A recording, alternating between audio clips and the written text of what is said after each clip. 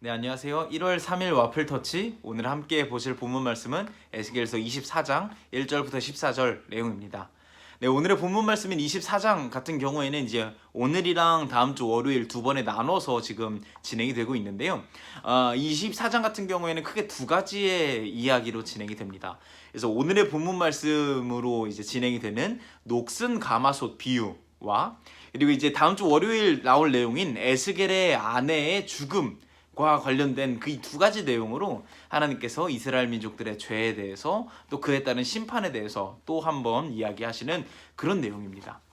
이제 오늘의 본문 말씀 1절부터 이제 3절 같은 경우에는 이 일이 벌어지고 있는 시대에 대해서 이야기를 하시는데요.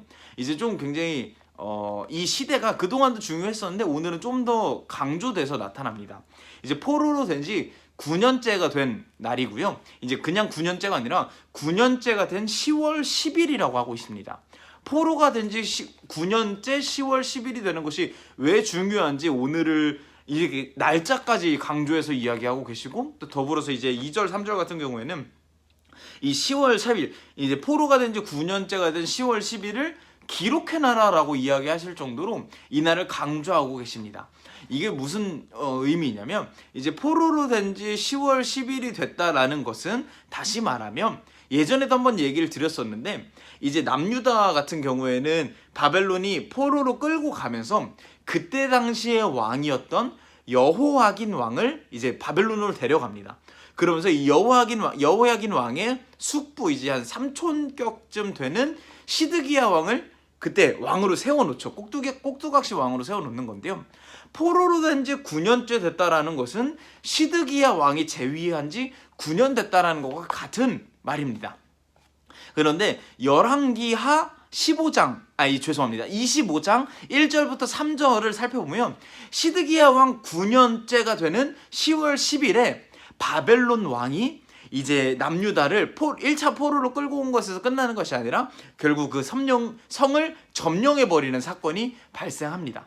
이제 오늘 말하고자 하는 포로로가 된 지 9년째 되는 10월 10일은 즉 무슨 말이냐면 바벨론에게 이스라엘 남유다가 완전히 포위되고 이제 점령당하는 그 사건이 벌어진 날이라는 겁니다. 그동안 하나님이 포로가 된 지 9년 동안 계속 회개해야 된다. 너네가 이런 죄를 지었다. 아무리 이야기를 했고 뭐 수많이 이야기를 했고 그럼에도 불구하고 전혀 회개하고자 하는 어떤 뉘앙스라든지 그런 제스처를 보이지 않았기에 결국 이스라엘 왕국이 바벨론에게 점령당하는 그런 막중한 사건이 오늘 벌어진 것이죠. 그러면서 오늘을 꼭 기억해야 된다라고, 너네가 회개하지 않아서 오늘 이 사건이 벌어진 것이라고 하나님께서 이야기하고 계신 겁니다. 그러면서 이 이스라엘 왕국의 죄악에 대해서 하나님께서 녹슨 가마솥을 비유로 들어서 이야기를 하시는데요.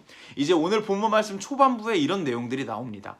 한 가마솥이 있고 이 가마솥에 양의 너무너무 좋은 가장 좋은 부위인 넓적다리랑 어깨죽집, 이제 저희로 따지면 치킨인데 다리랑 날개만 이제 넣은 겁니다. 너무 맛있겠죠. 양의 다리랑 양의 넓적다리랑 양의 어깨죽집만 탁 넣고 또 국물도 내야 되지 않겠습니까? 양의 뼈 중에 가장 좋은 뼈, 가장 좋은 이제 사골 국물을 내는 그런 뼈들만 넣고 파 삶는 겁니다. 뭐 불의 온도도 너무 적당하게 막 팔팔팔 끓여가지고 딱딱했던 고기가 부들부들 먹기 좋게 될 때까지 맛있게 끓여라 라고 이야기를 하십니다. 이제 미리 좀 이제 뒷부분에 나오지만 미리 좀 설명을 드리면 이 가마솥 같은 경우에는 예루살렘을 의미합니다. 그리고 가장 좋은 부위인 이제 넓적다리랑 어깨죽지 같은 경우에는 그때 당시 이스라엘의 어떤 기득권층, 뭐 제사장이라든지 왕족들, 뭐 귀족들을 의미하고요. 뭐 뼈라든지 그 국물들 뭐 이런 것들은 뭐 다 이제 이스라엘 전체를 의미합니다. 결국 예루살렘으로 이제 비유가 되고 있는 그 이스라엘 전체가 그 안에 착 들어가서 너무너무 맛있게 끓여지고 있는 것입니다. 굉장히 좀 이렇게만 딱 살펴보면 좋은 비유 같아 보이기도 합니다. 아, 이스라엘 민족이 하나가 되어서 뭔가 좋은 걸 만들어내나 보다 라고 생각할 수 있겠는데 6절 말씀에 반전이 나타납니다. 6절 말씀에 어떤 내용을 말씀하시냐면 맛있게 잘 끓였는데 알고 보니 이 가마솥이 녹슬어 있었다라는 것입니다. 녹슨 가마솥에 아무리 좋은 재료를 뭐 다 들이붓고 맛있게 끓여봤자 뭐합니까? 이 솥에서 나오는 녹이 다 음식에 스며들어서 절대 사람이 먹을 수 없는, 먹으면 탈나는 그런 음식이 만들어지게 될 것입니다. 지금 그런 이야기를 하고 계신 것이죠. 하나님께서 이스라엘, 이 예루살렘을 비롯한 모든 이 이스라엘 나라가 지금 망했다라는 것입니다. 근데 이 망한 게 어디서부터 시작이 되냐면 예루살렘은 성전이 있는 곳이고 하나님께 제사 드리는 곳입니다.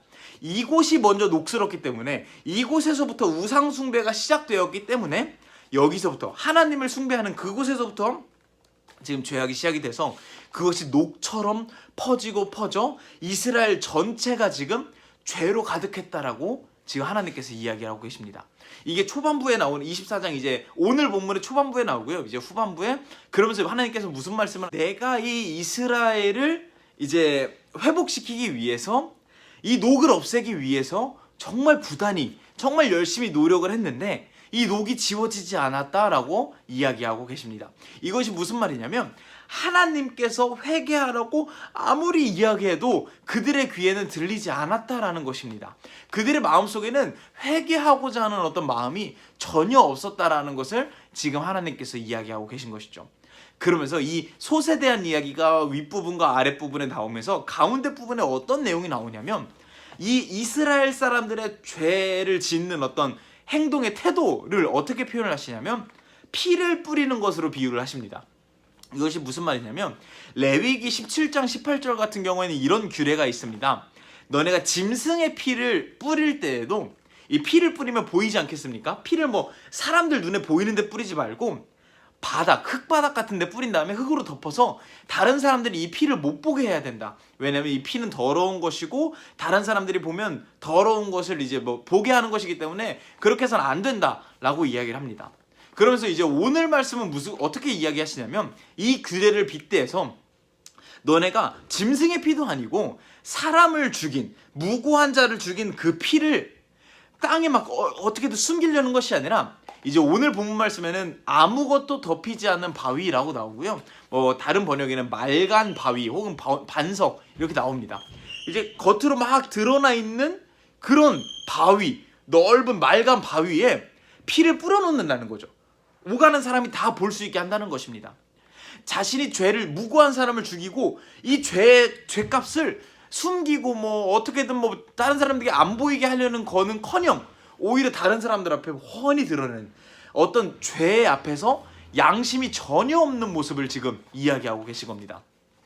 하나님께서 오늘 이 가마솥 이야기와 또 그 중간에 들어간 피에 대한 비유를 이야기하시면서 이스라엘 민족이 죄를 짓는 그들의 태도에 대한 이야기를 오늘 하나님께서 말씀하고 계신 것이죠.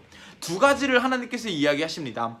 죄송합니다. 세 가지를 하나님께서 이야기하고 계십니다. 무엇이냐면 죄를 짓고, 이 죄를 지었으면 거기에 대한 어떤 신앙의 양심으로서 막 내가 왜 죄를 지었지 이런 후회하는 모습이 아니라, 이 죄를 짓고 회개하라는 메시지를 아무리 던져도 귀등으로 듣지 않는 모습이 첫 번째고요. 두 번째로는 귀등으로 듣지 않는 건커녕 이 죄를 솥에 든 그 녹처럼 다른 사람들에게 이래도 괜찮아, 야 저래도 괜찮아, 막 점점 전파하는 그런 모습들. 그리고 마지막 세 번째로 어떤 막 다른 사람들 앞에서 숨기려는 것이 아니라 점점 드러내고, 아무튼 뭐 이 정도까지는 괜찮지 않겠어? 라고 하는 그런 뻔뻔한 모습들까지도 오늘 하나님께서 꼬집고 계신 것입니다.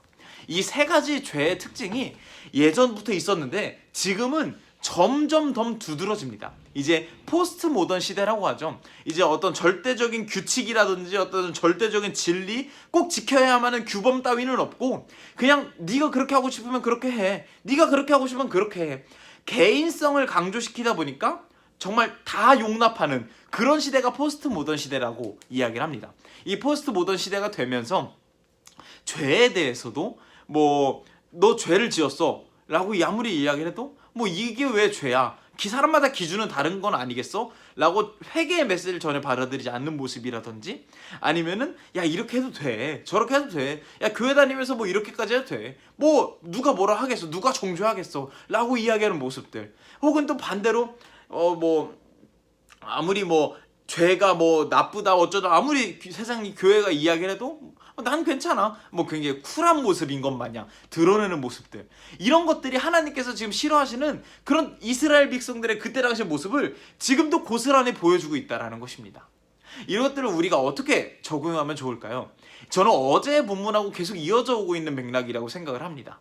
죄에 대해서, 회개하는 것에 대해서 교회가 점점점 너무 이제 세게 이야기하기 어려워진 그런 상황이 되어버렸습니다. 뭐 은혜를 이야기하면 참 좋고 하나님의 사랑에 대해서 이야기하면 참 좋지만 정작 죄에 대해서 이야기할 때는 뭔가 이렇게 좀 서로의 눈치를 보고 소그룹 내에서라든지 설교를 할 때라든지 서로 막 뭔가 그런 걸 이야기하면 꼰대가 되는 것 같고 뭔가 정죄하는 것 같고 뭔가 그런 마음들. 그런데 이 기독교의 은혜는 회개에서 시작이 됩니다. 내 죄를 내가 정말 통감하고 정말 실감하고서 그 다음에 하나님 앞에 고백하고 회개할 때 그때 은혜가 진정으로 발휘가 되는 것이지, 그냥 하나님 교회 다니는 거 좋고 하나님 사랑 누리는 거 좋고 은혜만 누리고 이런 것은 복음을 한쪽 면만 취하는 것이라는 것을 저는 좀 요즘에 생각해 보게 됩니다. 우리가 에스겔서를 읽다 보니까 맨날 죄에 대해서 이야기하고 맨날 회개 이야기, 맨날 심판 이야기, 이런 이야기만 듣다 보니까 때로는 좀 지겹고 좀 뭐 이렇게까지 계속 들어야 되나 싶고 맨날 똑같은 내용 같고, 저는 개인적으로 그렇게 자꾸만 생각이 듭니다. 자꾸만 똑같은 이야기, 똑같은 뭐 회개에 대한 이야기, 죄에 대한 이야기를 하다 보니까 좀 부담이 있는 것이 사실입니다. 그런데 이걸 계속 묵상하다 보니까 반대로 드는 생각은, 우리가 죄에 대해서 그동안 너무 가볍게 여겼고 이젠 이 에스겔서 말씀을 통해서 한 번 더 이 내 죄에 대해서, 나라는 죄인에 대해서 좀 더 깊이 생각해 볼 수 있는 그런 기회가 있으면 좋겠다 하는 생각이 들었습니다. 이제 오늘 금요일입니다. 오늘을 살아가면서 이제 일주일이 끝났고 이제 또 주말이 찾아오는데, 주말을 맞기 전에 그동안 이번 일주일 동안 내가 죄인으로서 살아왔는데 나의 모습을 한번 되돌아보고 또 하나님 앞에 나의 어떤 죄된 모습을 진정으로 회개할 수 있는 그런 금요일이 되면 참 좋겠다는 생각이 들었습니다. 감사합니다.